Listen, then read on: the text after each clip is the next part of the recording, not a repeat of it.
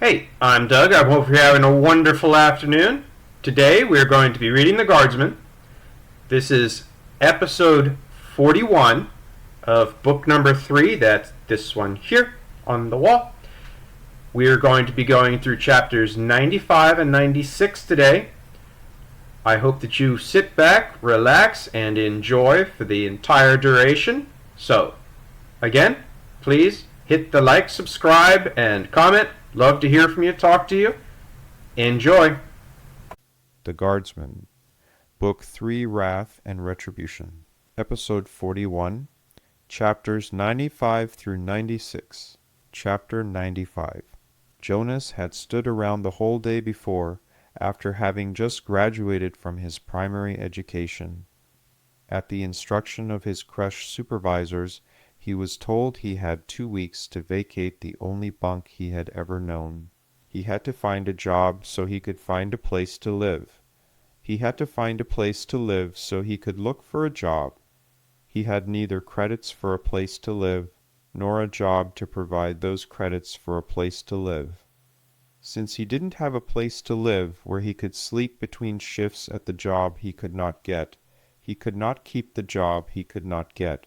The whole process was maddening. On top of all that adult stupidity, some jerks had decided that that was the day that they would blow up a bunch of power stations and loot 100 towers in the center city.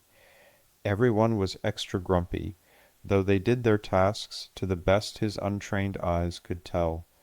Since it was his first job, and an enormous step for someone who'd slept in the same creche bed since he was 4, he did not even know what it was supposed to look like on a sane day. He had discussed it with the only other person whose opinion mattered to him and decided to throw himself into his first career. Instead of starting smoothly as he planned, he was been seized out of the line and jammed into a holding cell where he was shuffled back and forth between progressively older and more irritated interviewing officers into the depths of the night. He was yanked out of the cell before dawn and force-fed something that resembled breakfast before being packed off under a military police guard in a military airship to this building.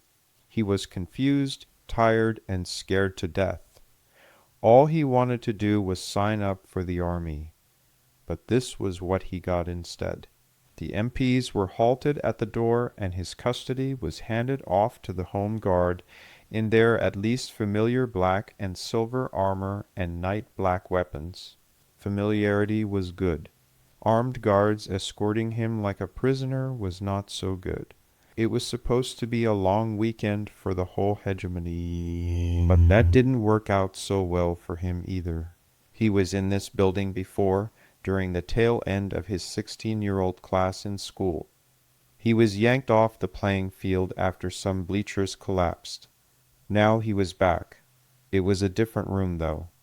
This one was well lit, but did not have any windows or scary homicidal guardsmen. This time he was at least relieved that he did not have any corporate security thugs with cheap badges beating him with truncheons every few steps. The fellow behind the desk was obviously moving at a breakneck pace when they entered. He did not look harried or angry or flustered, just very busy. One of the 2 Home Guard soldiers snapped some phrase about security breach something something something for the High Commander's attention per orders. Jonas was unsure if the busy man was talking to the soldiers or himself when he mumbled while he furiously shuffled stacks of work. "You had to pick today, didn't you?" The secretary stood, scooping a stack of files into his hands before pressing them down on top of and picking up 3 more similar file folders. He ordered curtly, "Stay here. Don't touch anything." He abruptly turned to enter the office behind his desk. It took only the blink of an eye before he re-entered the outer office and waved the Home Guard troops into the office, telling them, "Make it quick, the High Commander is busy." Jonas vaguely recognized the man seated behind the desk, rapidly signing orders of some type and flipping quickly through them to the next. He wondered why they even bothered with paper when computers could handle all the same things faster. His thoughts were interrupted when Samson grumbled, "Typical insanity while the world is falling apart," while neither looking up nor stopping his signature.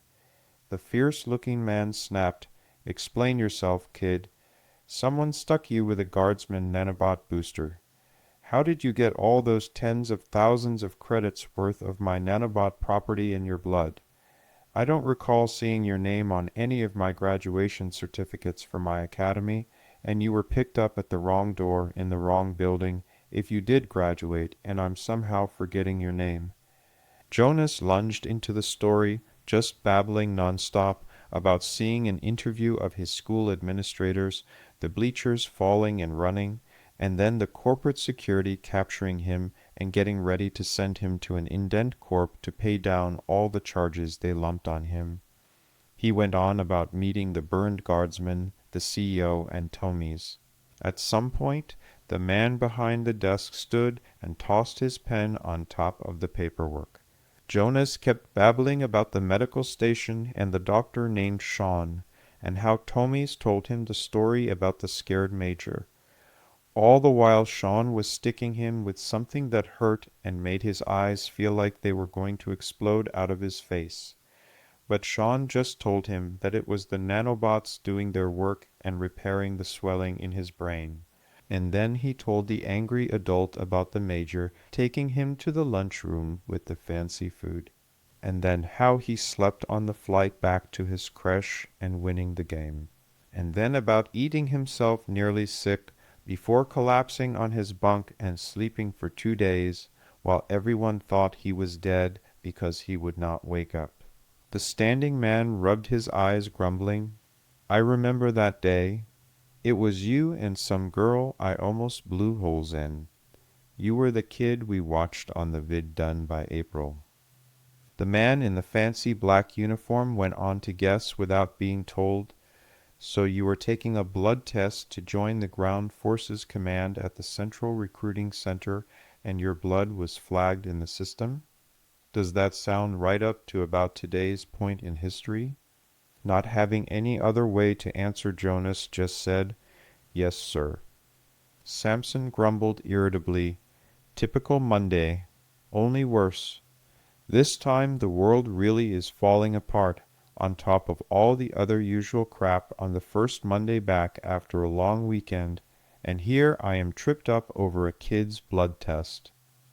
Jonas had enough experience with adults to know this one was frustrated and did not want to deal with him. The smaller he stayed and the less attention he drew, the better. The frustrated adult rubbed his eyes and spoke firmly in clipped tones, "Kid, don't take offense to this, but this is really not high on my priority list of things to get knocked down this morning." Instead of doing like Jonas half expected and having him tossed into another holding cell until he felt like dealing with him, the man just said, "Make this easy on me. Spit it out. So what do you want?" Confused by the offer, but willing to try anything to stay out of a holding cell, he answered, "I want to join the best unit in the Hegemony Military Corporation." Looking him up and down, the man behind the desk barked, "You're about 14 years too late for that one kid. If they forced the full Guardsman nanoS into you at your age, they would deform your bones and eventually kill you. They need to be integrated from puberty and added as composites over 5 years. Pick again." Unsure, Jonas wondered, questioning, "Well, what's the next closest thing?" The adult was getting frustrated that he had to answer his questions, but Jonas did not know any other way. Home Guard, which is an invite-only unit, and you won't qualify for without the time in line unit service and combat tours. Then there is Recon. Shrugging with what Jonas did not recognize yet as inter-service pride, the man behind the desk said, "But they're still light years behind Guardsmen." Jonas asked simply and felt stupid as soon as he asked, "What do they do?" The man shrugged. "They fall out of stealth ships and pretend they are meteors. They grab their own ankles and kiss their asses goodbye as they hit the atmosphere." Once on the ground, they sneak around weeks before an invasion, locating all the major targets. The days before an invasion, they start laying charges in the enemy's infrastructure and cripple it before the fleet and the main invasion show. Jonas marveled, "That sounds cool." He was rebuked immediately. "You're out of your damn mind, kid." Somewhat chastened but still interested, Jonas said, "It still sounds cool." To himself Samson mumbled, "They do like them stubborn and stupid," looking up to the kid. "You said the home guard brought you in with that slaving prick. What's his name?" "Lowe, CEO Lowe. Is that correct?" Jonas answered directly, "Yes, sir." Pointing to the chair, Jonas jumped to comply and was already sitting when the adult said, "Sit, don't move, and don't speak." Samson returned to his console and started typing in queries for the dates and times of that interview in Philip's office. He even found a few snips of security video from the hangar where they landed, and it was definitely the same kid. He then pulled the home guard duty logs, located the staff sergeant who escorted him, and called his commander. Jonas did not move or speak while the adult went back to work. Being invisible and ignored was good. It meant he was not getting yelled at. Samson went back to work while the NCO was on the way. Immediately when the door opened and the salutes were exchanged, the adult behind the desk asked, "Sergeant, do you recognize this kid from the day about 15 months ago when that CEO Lowe was raked over the coals for his slaving ring?" Stepping around to look at his face, the sergeant answered, "Yes, I do, sir. The kid was a little beat up at the time, but it looks like the same one." The hard man behind the desk demanded, "Did Tomies take the kid to medical?" The newly arrived adult answered, "I don't know, sir. We arrived at the CO's office with our charges, and the Guardsman took over at CEO Croino's door. I heard the VP was back, but I didn't even see VP Promethean until a few days later." Samson groused, "Figures, nothing's ever easy. The doc is tied up and trapped kilometers away in today's mess with only intermittent and limited text comms. Since everyone else in the universe is doing nothing but sending messages today, even that system is loused up to all hell. Tomies is stomping out fires up on the customs orbital, and there's no way in hell I'm bothering the CEO with this on a day like today." Making his decision, Samson blurted, "The hell with it, it's just money. Staff Sergeant, you are one of our recon alumni, aren't you?" The staff sergeant blurted, "Yes, sir." The uniformed adult behind the desk barked, "Fine." Pointing to Jonas, he announced, "Fresh meat. Get him recon enrolled and bring the waiver paperwork for the posting and the medical to me." The staff sergeant barked, "Yes, sir," snapping directly into Jonas' ear, causing him to jump. "On your feet, recruit." Jonas was stunned to the point where he only looked up at him dumbly. The suddenly crazy soldier who had just been called staff sergeant cuffed him behind the head and hauled him out of the chair left-handed. He maintained tight control of his weapon with his right and spun him by his collar, all while shouting in his face, "What's eatin' your brains, stupid? You want to be recon, you damn well better learn how to listen. I'm not going to have my name tarnished in the recon corps because I brought some worthless new meat who got a real recon killed because he couldn't follow directions." Slamming him hard out the office door with a hand on his back, it closed behind them. That was when Jonas noticed that the soldiers who brought him were nowhere to be seen. He was dragged down and out through the utility corridors and past security checkpoints. The sergeant only paused to log Jonah's destination. Instead of going himself, they met, and he sent a sergeant with 3 stripes and a corporal who had only 2, calling them both by name from the security station.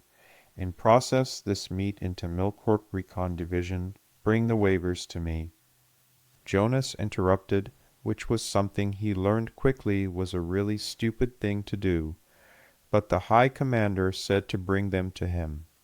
The sergeant's face turned beet red and throbbed in instant anger, unlike anything Jonas had ever seen before. Shouting in his face, "Shut your noise hole, rot for brains! Who gave you permission to speak, maggot? It's called the chain of command. If you even think about interrupting me again, I will reach so far up your third point of contact with my bare hand that I will rip your vocal cords out and do us all a favor. Do you get me, recruit?" Confused and terrified Jonas said nothing and was shouted at again. The sergeant demanded, "Answer when you're spoken to, or so help me I will drop kick you so hard you will land sometime next week." Unsure, Jonas heard his voice squeak, "Yes, sir." The sergeant grumbled, "Close enough, moron." Turning to his troops, he shouted, "Toss this piece of meat in the grinder. Report when complete." They both snapped, "Yes, sergeant." The sergeant with the smaller rank insignia slammed his left hand into Jonas' shoulder, turning him and starting him moving, while his assault Gauss stayed by his side. "Move, new meat." The corporal prodded him to one of the 5 passenger air cars, sitting in a uniform line that read for official use only, and shoved him in the back, taking the driver's seat while the sergeant took the front. Jonas made sure he did not speak for the short hop over to the Ground Forces Corporation military headquarters building as they landed at the recruiting level. Before he knew it, they were up and out, and they were weaving him through the throngs of people milling around for their exams and enrollment. The corporal kept his left hand on Jonas' shoulder, while the sergeant moved forward with his weapon at low port arms, clearing the way to the destination Jonas could not know. Suddenly the corporal seized and lifted his collar, automatically stopping him with the choking sensation, while the sergeant moved forward to a hard-looking old senior NCO, with a rank insignia even bigger than the staff sergeant's, a rank Jonas would later learn was a master sergeant sitting behind a desk terminal. Jonas took a step over to the meeting, but the corporal yanked him back again and barked quietly, "Where do you think you're going, meat? Only NCO business over there, and ain't none of it is yours." The master sergeant eventually nodded and waved them forward. When he did not move fast enough, the corporal slammed his palm into Jonas' back. "Move it, recruit. Master sergeant says jump. You don't even say how high, you just shut the hell up and jump straight up to the customs orbital." The hard old master sergeant stood from behind his desk, looked Jonas over like the meat everyone kept calling him, and mumbled, "That's enough of the cliches, corporal. We're not filming any vids here." The soldier behind him snapped crisply, "Roger that, master sergeant." Looking from Jonas back to the sergeant in front of him, the master sergeant asked quietly, "So what you're telling me is this one is on a straight-line basic training, advanced infantry, recon qual career track, and I'm to work out for waiver the intricacies between the regulations." Jonas did not understand the specifics, but listened when the sergeant answered, "Roger that, master sergeant." Shrugging disinterestedly, the master sergeant continued, "All right. Paperwork is paperwork. I'm not going to step on my crank with the high commander. That's not someone I'd ever want to piss off." Looking between the sergeant and Jonas again, he shrugged. Recruits are recruits. Follow-on assignments are irrelevant when the recruit washes out at any stage. Looking at Jonas only to seize his attention, the master sergeant spoke clearly, "Recruit. Orders to Hegemony Recon Corps are not guarantees of graduation. Wash out and you're out. Graduate and you pin recon wings. Simple as that. Do you hear me, recruit?" Jonas answered, "Yes, master sergeant." The adult simply stated, "Good." Looking from Jonas to the sergeant, he said, but left no room for it to be misunderstood as not being an order, "Sergeant, I'll handle the in-processing. Your detail is dismissed." The two home guards snapped identically timed and perfect rifle salutes with their rifles across their faces, and the master sergeant returned it. When they turned in perfect unison and were receding from earshot, the master sergeant asked, "You look a little confused, recruit." Jonas confessed, "Yes, Master Sergeant. Is it that obvious?" The adult called Master Sergeant told him, "Son, it's so obvious I can smell it pouring off you." Shaking his head, he mumbled, "It's not you. Home Guard are. A little. Weird." Curious in a way he did not yet know was unhealthy for a recruit, Jonas asked, "How so, Master Sergeant?" Shrugging with a casual dismissal, "They don't get out much, and they're all certifiably insane to apply for that unit in the first place. But that's all way above your pay grade for now. Follow me, recruit." He turned to his desk as he spoke over his shoulder. "You have a long and entertaining day ahead of you filled with learning how to stand in line for hours on end and getting stuck for blood and random medical screenings." Confused Jonas babbled stupidly, "But, Master Sergeant, I was here yesterday for all that. That's how I got back here like this today. The damn nano-S in my blood." Interrupting him with a barked, "Shut your noise hole, recruit. It's been noted and the waiver is processing." Leaning over his desk, the Master Sergeant pulled a packet from the stacks Jonas recognized from his misadventures yesterday. The Master Sergeant turned with his hard copy records folder and slapped the now thicker weight into his chest. He pointed all the way back across the great administrative labyrinth, all the way back at the start of the in-processing line. The Master Sergeant barked, "Now get your whiny butt over there and finish your in-processing, recruit. I don't want to see your face again because every time I do it means you're screwing up my recruit depot."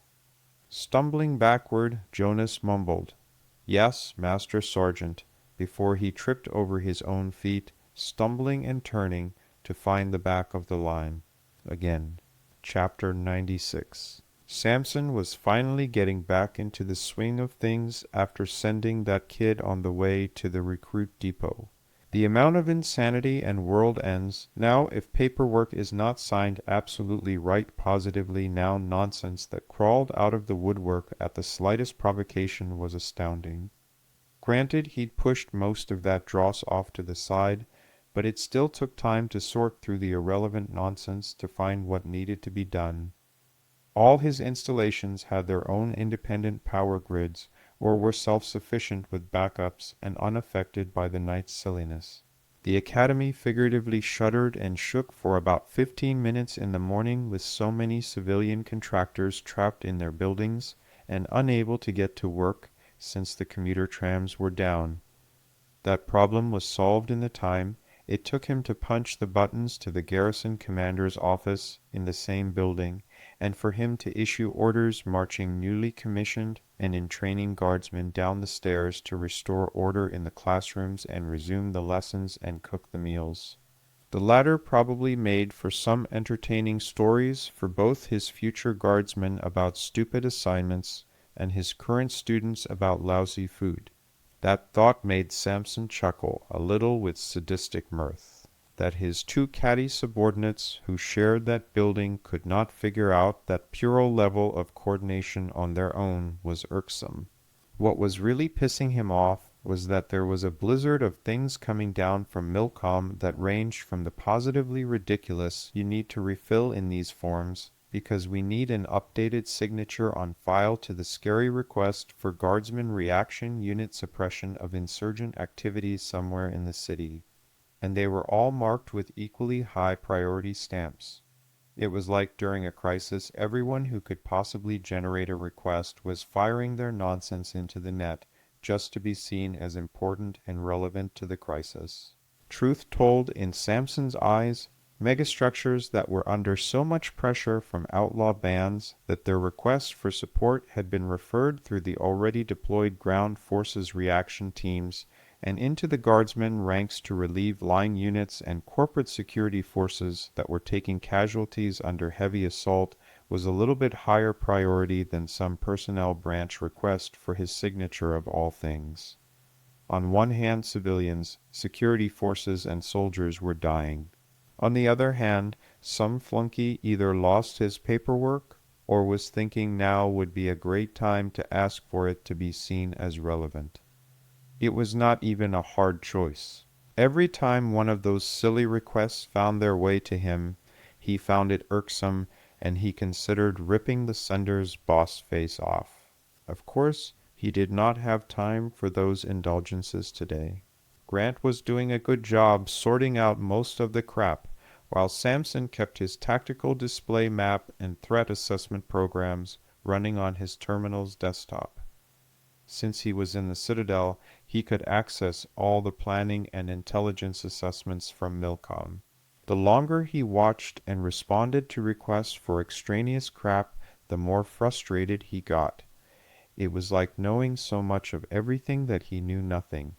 It was an asinine situation, and the fact that his own city was burning and power was still intermittent or completely off in many places made it positively a nightmare.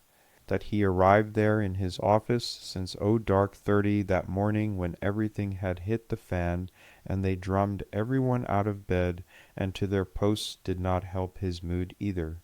The calm in his desk warbled at him. He snatched it off the cradle and barked, "Yes." Persephone's equally frustrated voice rattled into his ear, "Baby, I need help."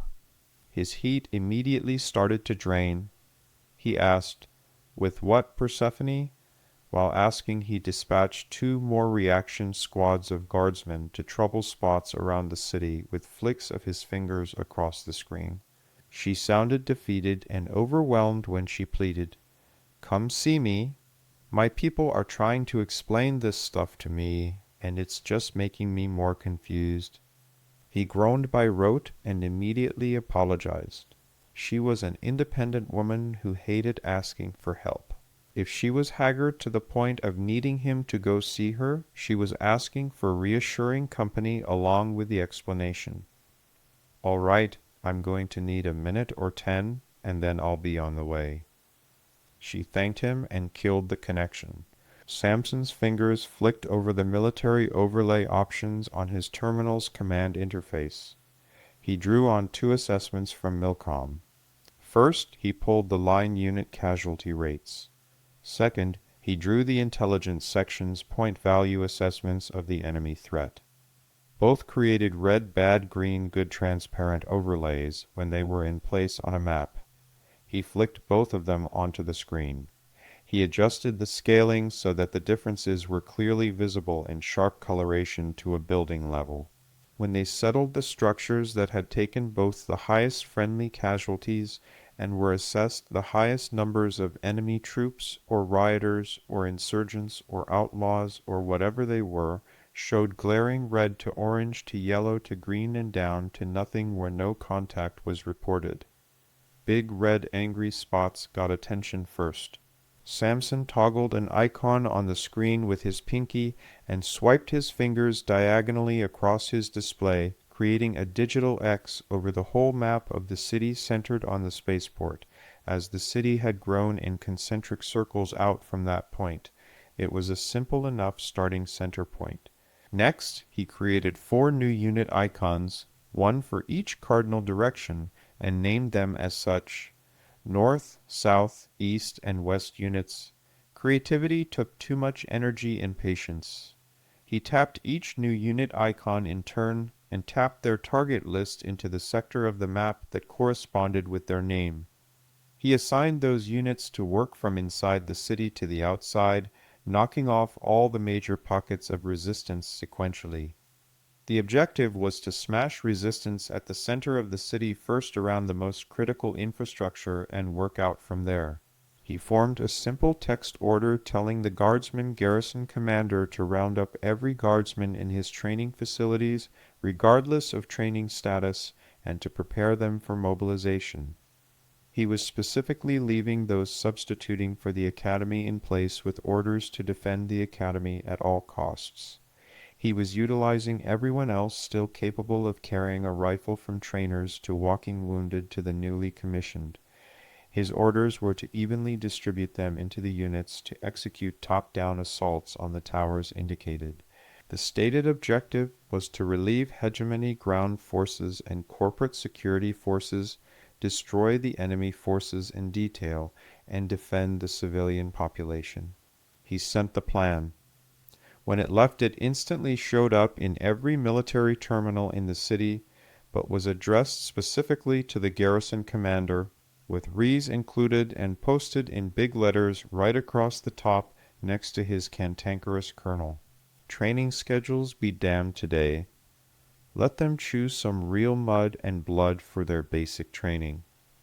The recovering veterans and instructors would stiffen the newly commissioned guardsmen who were only days into their basic training.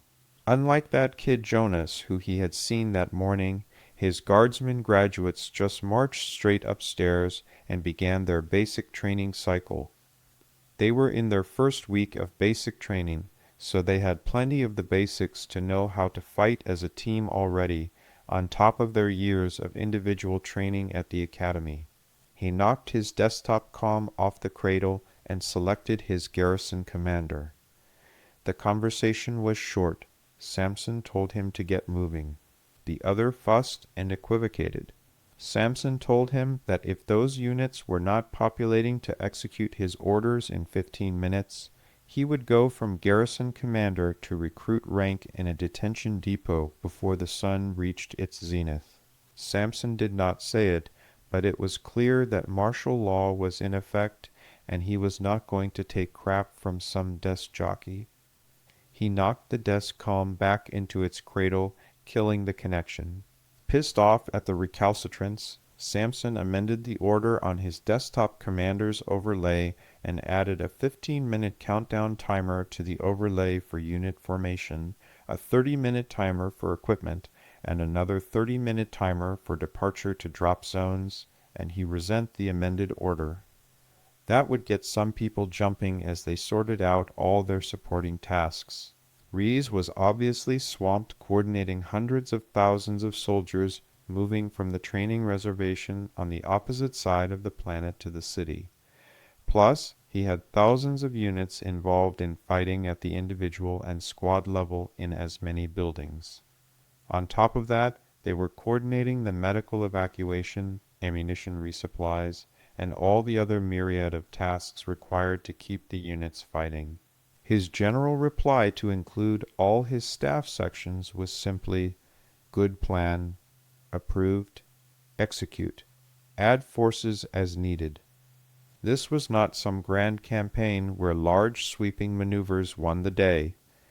This was now a nasty urban fight that took away a brilliant commander's advantages and placed victory or defeat squarely in the hands of squad leaders, platoon sergeants, and platoon leaders. The only thing larger unit leaders could do was ensure those small units had all the tools they needed to fight and win. The only decisive action Rees could make at this point was to flatten structures from orbit that offered too much resistance. But this was not an invasion into enemy territory where civilians had fled, and enemy troops had barricaded themselves into the city's strong points. This was their home city, and the buildings were full of their own people too. Samson stood, strapped on his sword and pistol, and marched to Persephone's office. People did not bother him when he marched with a sword and pistol openly displayed. As chaotic as things were, he did not look worth bothering. He barely even broke stride passing through security into the intelligence section. Bryce and Williams snapped to attention as he approached her office with an exchange of salutes and passed him without a word or pause. Her office was chaotic. She had 3 people bending over her desk, all trying to explain things at once. Her hair flew everywhere like she had just woken up. She must have been pawing at it in frustration for so long. She would have looked comical had things not been so serious. She might have looked comical right up until she snapped angrily, "All right, all of you, shut up. You're not helping." That was not a good sign. She had her difficult moments, but she very rarely lost her cool and snapped at people like that. She looked up and her eyes were even bloodshot and haggard. "Everyone out, stand outside, don't touch anything, don't go anywhere, and don't bother me until I call you back in." Someone chattered at her, but she sat bolt upright, with lips pinched shut, and pointed at the door and snapped, "Out." When the door shut behind them, she collapsed like her air went out and she wanted to cry. He just walked around her desk to stand next to her, and her head fell immediately to rest on his hip, so he could soothingly stroke her hair.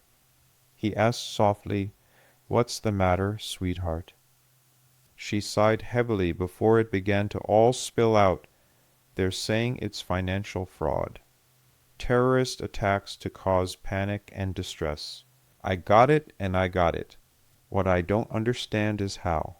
I'm no good at this stuff, you know that. All I do is memorize what people tell me about the financial structures and can recite all that perfectly, and I can count the zeros. I don't really understand it." She started babbling faster and harder, and lots of it was lost. But when she finally slowed down, he got the tail end. With shorts and derivatives and leveraged securities buying and counter-cyclical investment strategies and all sorts of other financial terms. "Explain this in English, please. What happened this morning?"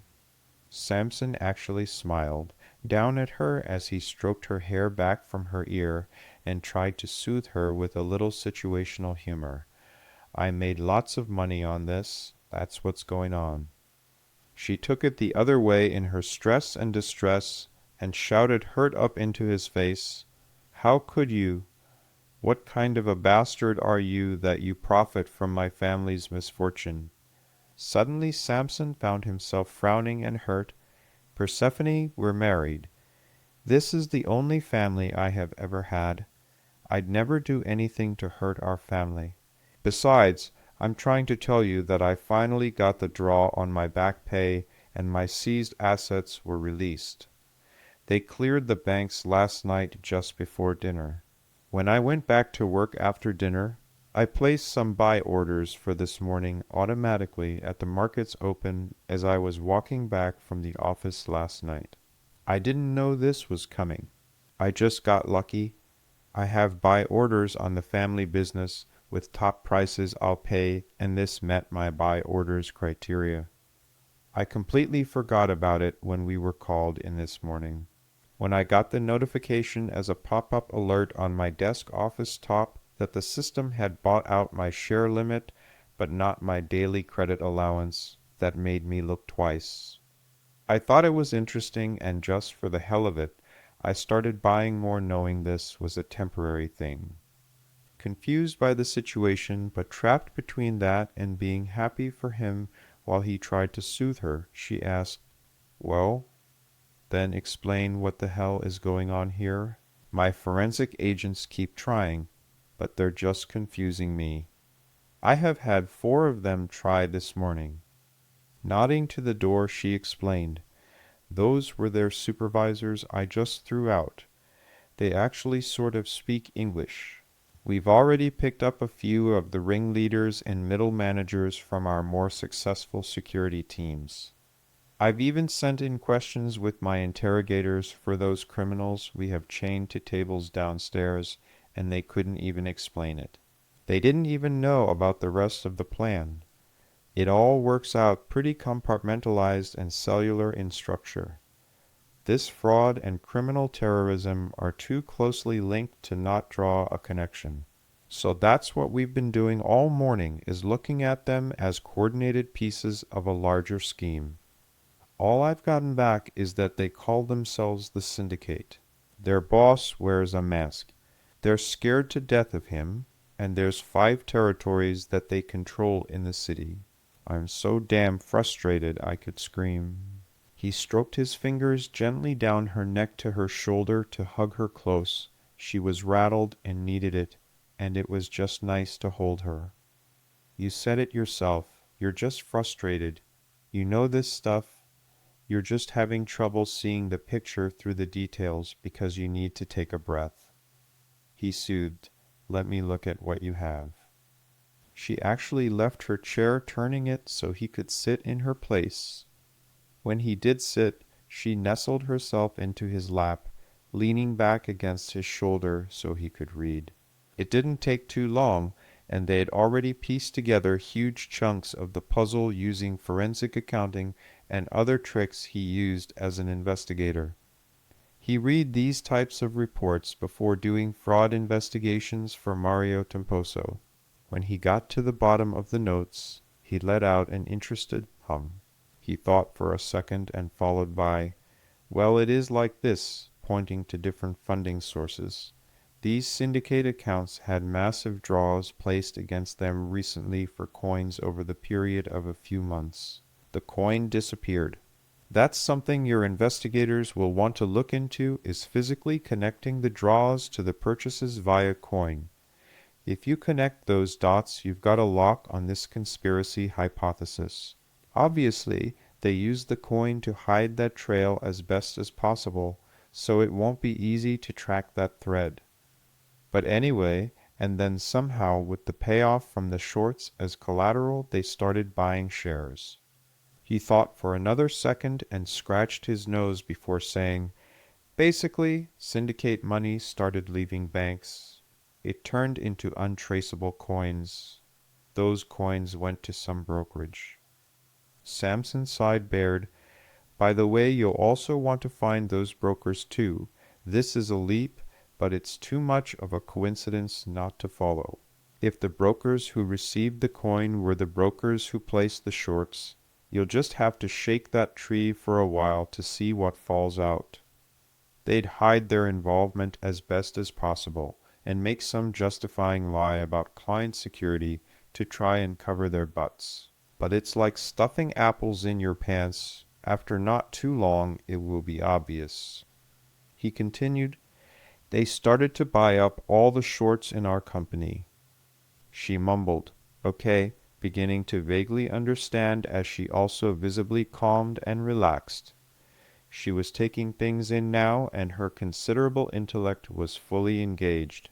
Samson raised a finger in thought before pointing around her shoulder at several items he highlighted with his free right hand. They set up their shorts because syndicate money went out, but disappeared as coins. This is a hypothesis on my part, but your people are already working on something similar with their cellular security determination. And read here, magically syndicate personnel are caught tearing up our city's towers with all the equipment they used to torch our power relay and regulation stations. It has to be them. They're sloppy amateurs like that." Pointing to another open report on her desktop. "See here. They used the same types of explosives to breach the power grid as they were using to break into the shops on the upper levels of some buildings. I don't believe in coincidence. I believe in lazy criminals not disposing of the evidence and reusing or continuing to use the materials they have in hand." Switching back to the open financial sheet, he continued again, "They were. I don't understand this. This syndicate started buying the shares of the company they sabotaged? That's stupid." Persephone leaned forward, in interest blocking his view of the display. "Where do you see that?" Leaning around her and tapping the screen, he told her, "Look here. See this? This sheet. Seized assets accounting.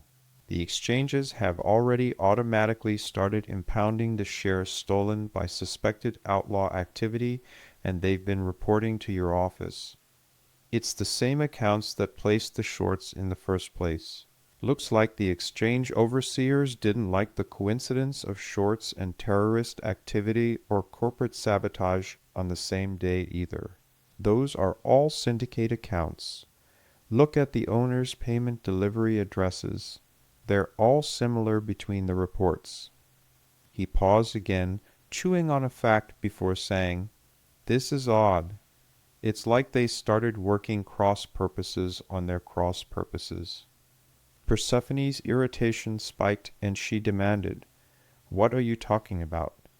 Samson groaned in his throat as he worked it out in his own head.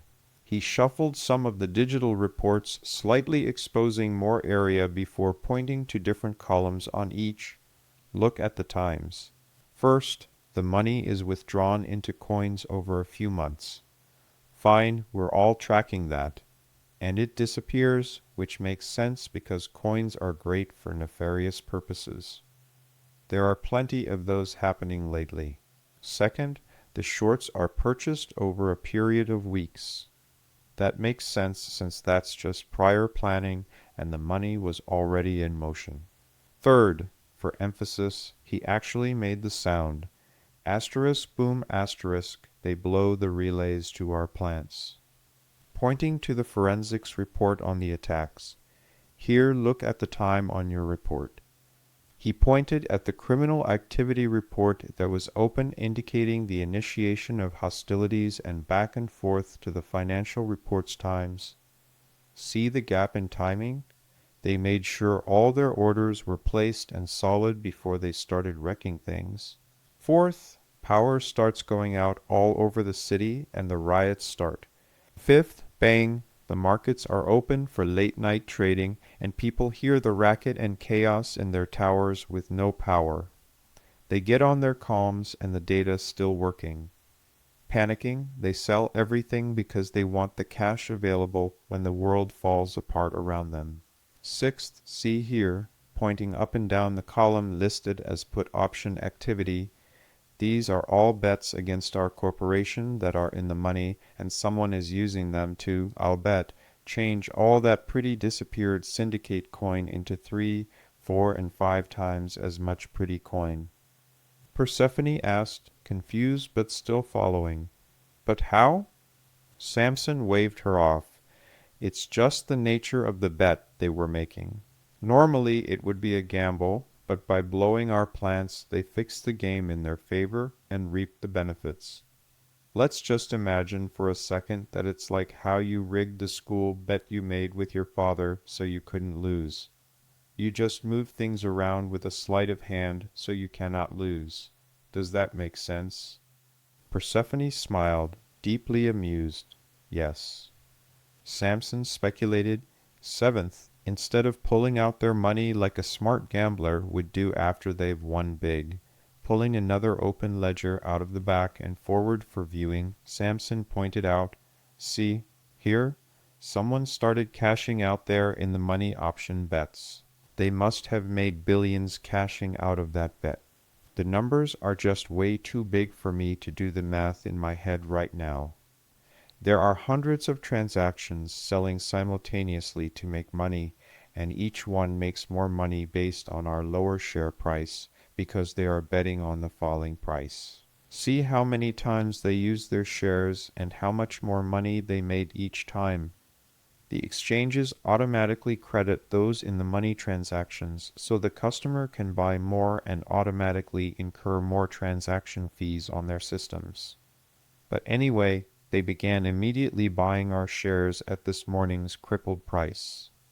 Hurt and unsure if that was an insult or not, Persephone squeaked, "How so?" Samson paused for a moment and uttered a soft ah as he thought out loud.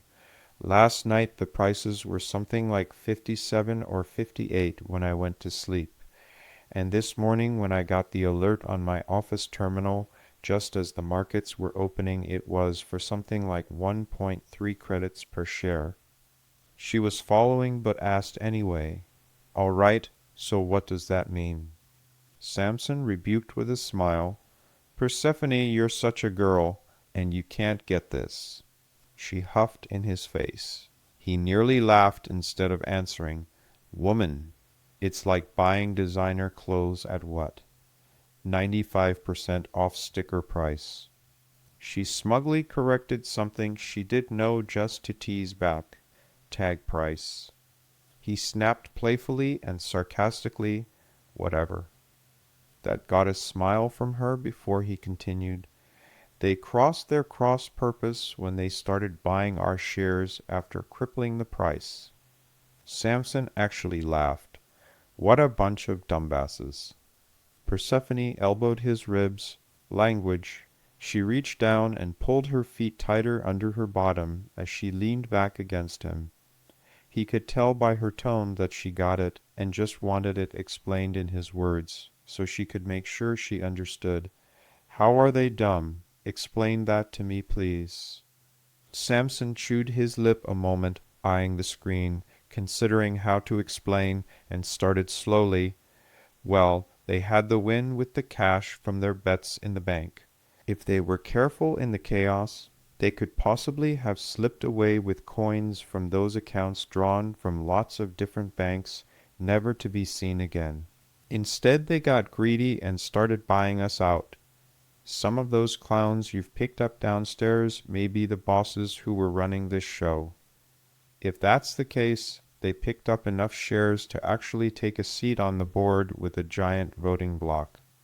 Impressed Samson wondered, combined they could have outvoted you personally, not the family, but you. She exclaimed, No. She leaned forward following his finger and shouted when she saw the percentage they had acquired. She exclaimed, Those rat bastards. Samson agreed, and then some. They've blown up the power grid for the city and kicked off riots and looting in thousands of buildings. They've made a lot of money, but then, like I said, someone got greedy.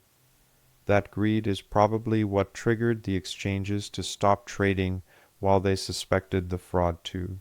What would have kept the price down was more and more people flooding the market and no one buying. Instead, with the number of shares they were buying and hoarding themselves, they almost single-handedly reversed the selling trend by soaking up all the extra shares. In clothing terms, all the pretty sweaters that were selling cheap at 96% off were bought, leaving only pretty sweaters that were 90% off. No new pretty sweaters were being put out onto the floor, so eventually the 90% sweaters sold out and left only the 70% off sweaters.